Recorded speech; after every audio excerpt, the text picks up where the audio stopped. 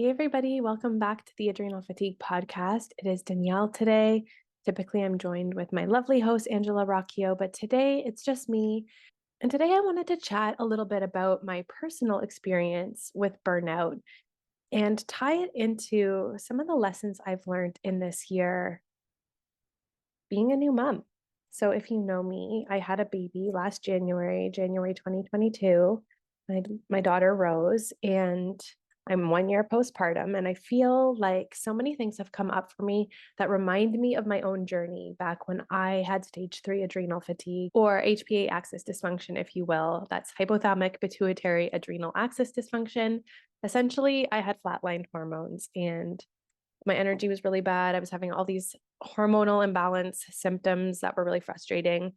And yeah, this past year has really reminded me of some of the challenges that I faced and that clients face day to day when you're really tired and when you have a lot going on and when you're feeling the pinch of stress day to day. So I thought it would be a great time to kind of tie some of the main challenges in conversation today, give you some tips of things that I have been implementing to support myself through it, and hopefully support you too if you're struggling with anything like this at this time in your journey.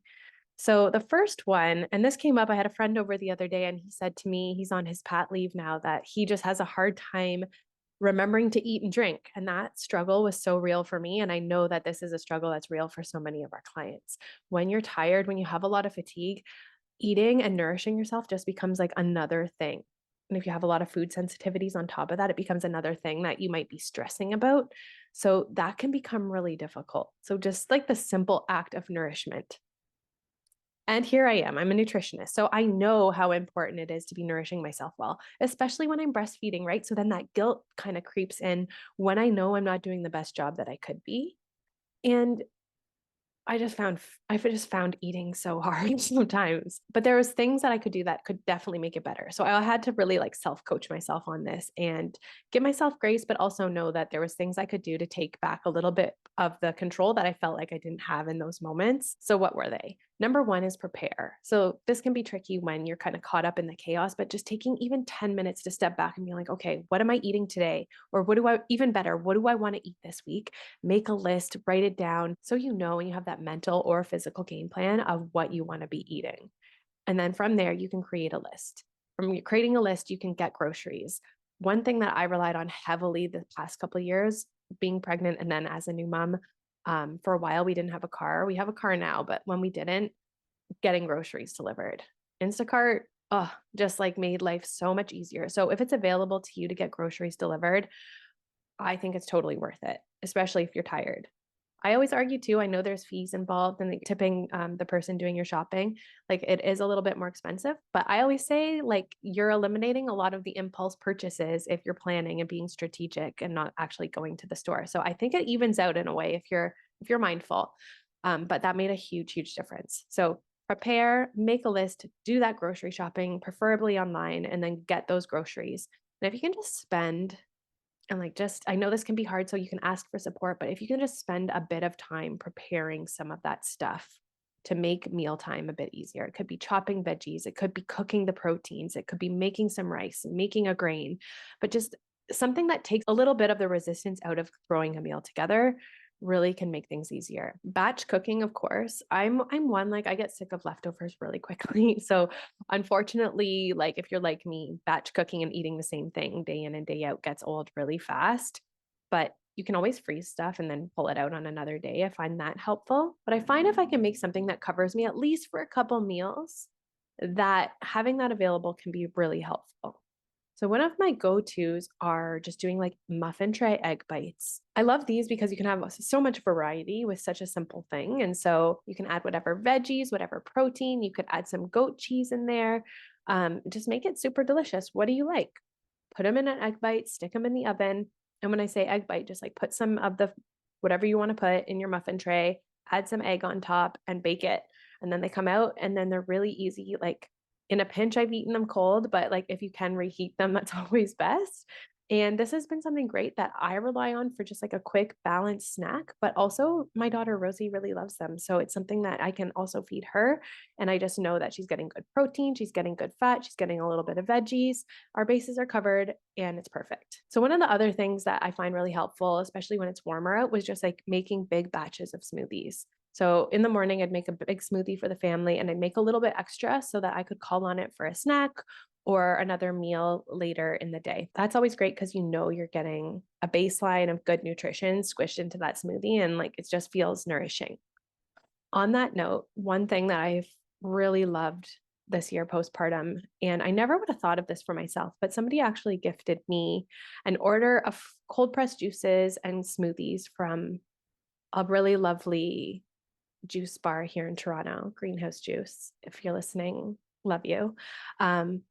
But wow, being a new mom, having a baby in my hands like 24/7, and then having a fridge full of these really nutritious, vibrant juices that just gave me so much energy, like pure energy right to your cells, or the smoothies that like I knew I was getting some protein, knew I was getting some sustenance, just was so nice to have when I was feeling so tired, feeling so depleted. And it was just there, one hand grabbed, crack it open, shake it, drink it, and then just like feel revived. That was amazing. Ever since receiving that amazing gift, I have treated myself more regularly to that because it is something that makes me feel so good. And it's just like, I know that nutrition is there for me in a really simple way. If it's available to you, take advantage. Eating can be hard. This is why back in the day, I created my Eat for Energy recipe book. In it, and trust me, I am not a professional chef by any means, but these were recipes that I created when I was really burnt out and that I used to help renourish and refuel my body coming back from stage 3 burnout. So these are like just like standard meals that you can batch cook, that you can make really nourishing soups, really feel good proteins, really great balanced smoothies that help support your blood sugar levels, that help support gut health, that help support your energy. So I found myself even going back to my recipe book for ideas and thinking like, okay, what can I just like lay out for my husband and ask him to cook for me this week? And that was another thing. Like if you can ask for support with the food prep, if you can get support with recipes, and I found this really important, recipes, because me and my partner don't always align with like the types of foods we love.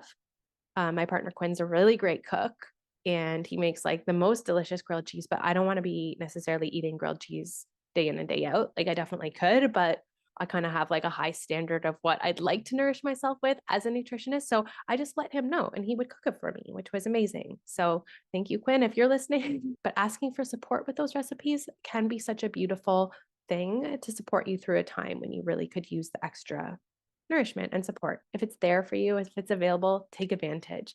Even just like ordering ready-made foods, right? Like now we have access to so many beautiful meal prep services that may be more aligned with different types of diets. I know here in Toronto, we have keto ones, we have paleo ones, like all sorts of different macronutrient combinations that can really accommodate different needs. So really, like if it's there, if it can help get you through a week that's feeling extra hard or extra challenging, use it. I know eating can feel like a pain sometimes. It's another thing to stress and think about, but it's one of those things that can truly make you feel so much better, so much more energized. And if you are a breastfeeding mama, it's important for the nourishment of your little one as well. So just taking time to plan and think about how can you make this easier for yourself and then just implementing it. You've got this. Number 2 for me was the struggle to relax, finding time to relax in general. And so I found on the days where I really was just all in with motherhood, it was changing the way that I did things. And this is something that I learned from Angela, who's so great with our mindset shifts that can really open us up to new realms of healing. And so if you're somebody who's always rushing from place to place or doing stuff in a frazzled manner or not like fully there, this is where you can really take advantage. So what I'd find is if I'm out for a walk with my daughter, I would do like walking meditation on days when I was feeling particularly maybe anxious or kind of those icky feelings coming forth. I would just, with every step I took, I would try to think of something I was grateful for. And I'd find like just being outside, getting some sunshine, getting some fresh air, and then forcing myself to think of all the abundance and all the amazing things in my life that I'm blessed with. When I got back, I just felt like a total new version of myself. So changing the way that you're doing things that might seem like mundane, ordinary things. Like you can do this sort of thing while you're doing the dishes, while you're cleaning, right? So like while you're folding laundry. So think about how you can change up the way that you do tasks, especially if you're doing them in a way that is not necessarily supportive to your immune system. Some other examples that I could share would be like mindful showers. So I think that this is common for a lot of parents is that your only break or personal space for just days at a time, maybe in the shower. For me, that was certainly the case for a while. So when I got in the shower, I would just imagine just like cleansing. I'd clean my aura. I'd get like really woo woo and just like imagine cleaning my energy field. I'd imagine the water just washing away whatever didn't serve me anymore, and really using the shower as like this mindfulness cleansing experience rather than just like another mundane chore. And I think that that could be really, really refreshing and really invigorating on more than one level. Other things that helped was when I was just holding my baby, sometimes we'd be breastfeeding, sometimes she'd just be napping on me. She loved contact naps. So sometimes it would be hard to put her down and like go do anything. So instead of just being there on my phone or watching a movie, I would really be mindful of taking time to just like connect to myself and like connect. You could be connecting with my baby, could be connecting with pets, could be connecting with partners. You could even just be sitting there, right? But instead of watching a movie, I'm taking time to like do breath work and go inward, connect with different parts of my body, throwing on my headphones, doing a little bit of yoga nidra, just really that's just good for the soul, right? Like taking those moments to connect with yourself just while you're sitting there. It would have been very easy to just not do those things and to just watch a movie or just scroll on my phone, which, there's a time and place for sure. But definitely taking time at least once a day to connect and go inwards was really helpful. And I found on the days that I did do that, I just felt a lot more even keel and a lot more connected to myself. So, highly recommend. And when you find that it's hard to relax in general, or that you have a hard time finding personal space, I want to remind you, and this comes up with our clients all the time, that you really need to be intentional, whether it be personal space, boundaries, even in regards to your health. You really need to step into your power and ask for what you want and ask for what you need. I'm guilty, and this is one of my tendencies that actually led me to the stage 3 burnout before, but trying to do it all, right? And feeling like you need to do it all and not always asking for what I need. That has made me more aware of like spiraling back into those unhealthy patterns that led to burnout back in the day. So I really have to it's challenging for me sometimes to ask for what I need. And it's kind of a practice, but really like being intentional about looking at my week and what do I need and how can I create more space for myself and what boundaries am I setting forth so that I'm not feeling overwhelmed all the time. I feel like this is so important. There are things that we have had ingrained in us for a really long time that contribute to our burnout and contribute to our chronic health issues.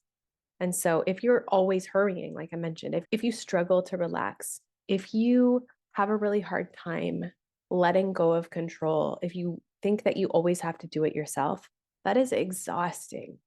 Looking at your life and looking at places that you can advocate for yourself and ask for what you want. Truly so important. And I think that if we all did a little bit more of that, we'd be all the better off. So, number 3 really ties into that. And that was giving, constantly giving and not doing a lot to recharge our batteries.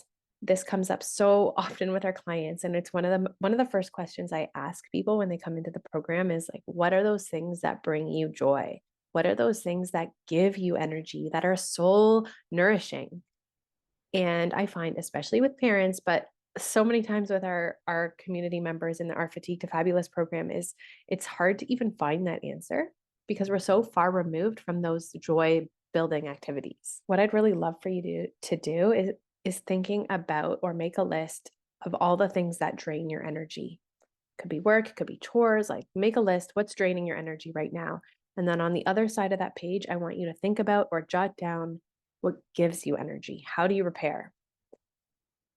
So oftentimes when we think about what gives us energy, we might put stuff like exercise, we might put stuff like meditation, and those are fantastic. But I really want you to get deeper into the things that like actually like bring you a lot of joy. Those things might bring you joy and they might be supportive for your lifestyle in general, but I mean like heartfelt joy, and like how much heartfelt joy are you feeling on a daily, weekly, monthly basis? It can be a little bit, I want to say, alarming to look at how many weeks can go by where maybe we've actually like lacked that sensation in our life.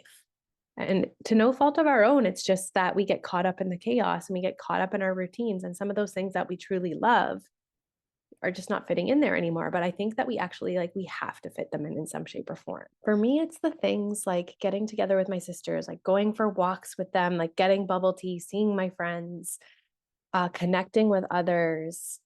It could be reading a book, painting, music, dance. There's so many things that we could love in this world, but I want you to figure out like what those things are for you.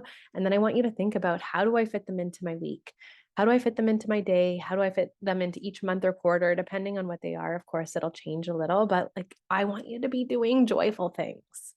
And I think that this is the best medicine. I think that if we're not making time for those types of things, like, of course, we're going to be tired and we're not going to feel like fully aligned. There's a big part of ourself that's not being nurtured. And I'd love for you to just like come back to that and make more time for that. I think that your life can change profoundly when you do. And it's not only how you feel in your body, but how you show up again for your family, for your jobs, for everything. When you're doing things that really, truly refill you. And I know it's so cliche to say you can't pour for an empty cup, but it is true. And I want you to be full.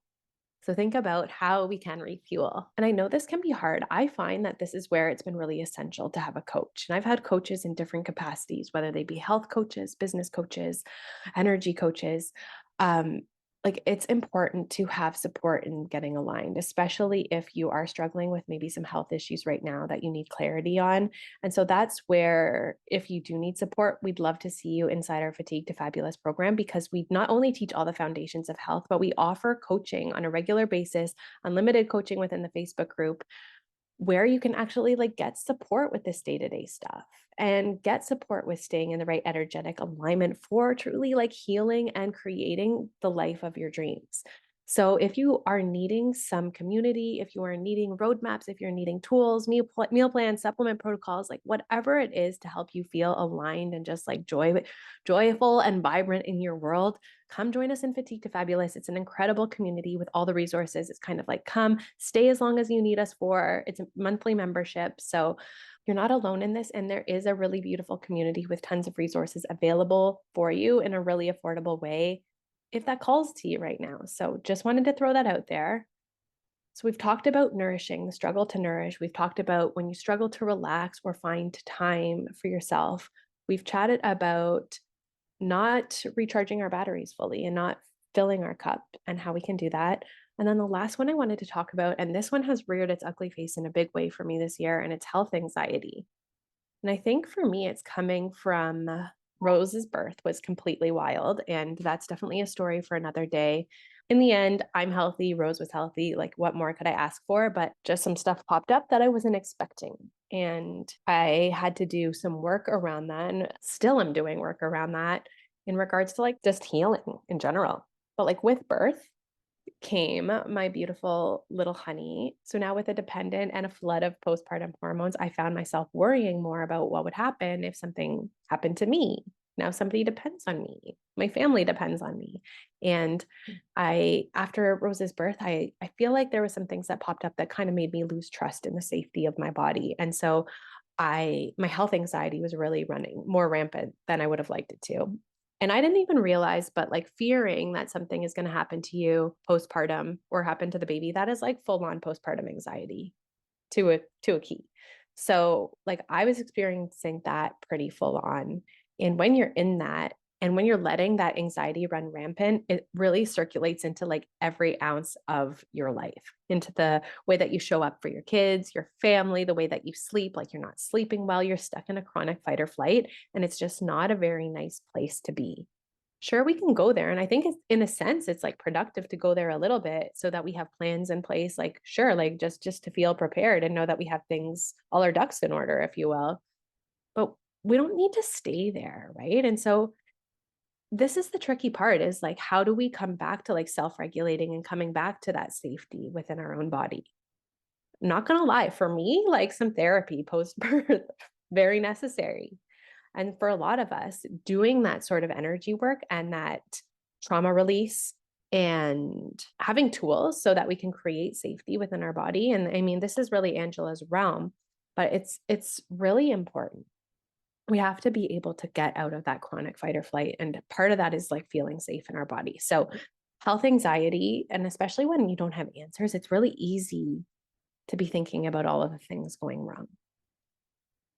But in those moments when you find yourself wormholing about all the things that are going wrong, all the things you don't have answers to, like ruminating in that kind of icky place, if you can just have a little moment of like clarity and awareness to start thinking about and listing off, like, okay, what's going right in this moment?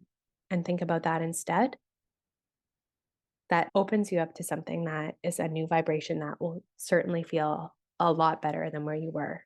When it comes to health anxiety, we actually have a podcast on this that I'll link in the show notes, but getting support, talk to a coach, journal, breathe, do what you need to do to self regulate. For me, like I find sometimes this looks like exercise.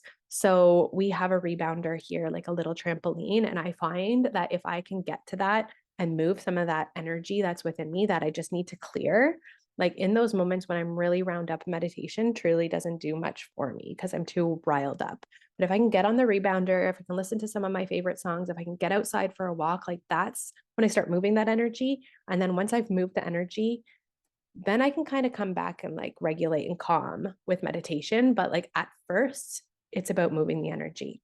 What else could this look like? It could be talking to partners, talking to loved ones, if that's supportive, journaling. It could be, for me, I'm a Reiki practitioner, so I do some self Reiki. But even if you were to come in and do like a body scan or some yoga nidra, just connect again to yourself, that is something that can be so nice. And if you feel that it's difficult to connect to yourself, then doing what I said and just taking time to move that energy in some shape or form, even just like shaking, right? Like getting up and down. I love the rebounder for this because like it's truly like feels like it's leaving my body. And there's been times when I haven't done it for a while on this postpartum journey where like I did feel like, oh, so much energy just in me that needed to get out, that like when it came out and when I was on the rebounder, like listening to my favorite songs, which I think is so fun, I actually felt like tears coming. Like there was such a release. And so I just felt like that sticky, stagnant, heavy energy has been released. And then when I come back to myself after that, it's so much more easy to connect. So I'm curious how this lands with you. I'd love to hear from you. Follow us on Instagram. The Adrenal Recovery Collective is our collective. I'm Danielle. Find me at Simply Nourished. Let me know if you've experienced any of these feelings, whether you're postpartum or just in the depths of burnout or chronic fatigue. Do these tips help? I really hope so. I just want you to know if anything this year has really been a reminder to give ourselves grace, to ask for support, to just be gentle and kind for ourselves. And if we can just take those moments to like check in and be like, okay, what do I need? Where can I ask for support? Like, how can I refuel and do something that really like lights my soul up and feels so good this week? It really helps. It really, really does. So I'm hoping that if you're feeling any of these things in any capacity, that you connect. If you need extra support and you want to join us in Fatigue to Fabulous and get all that stress support, get that community, we are totally here for you there. Link is in the show notes. But in any sense, I'm just sending you so much love, so many healing vibes, all the energy, whatever it is you need. I just want you to have it to create the life of your dreams. So this has been Danielle of the Adrenal Recovery Collective, signing off for now, but can't wait to talk to you next time. Bye for now.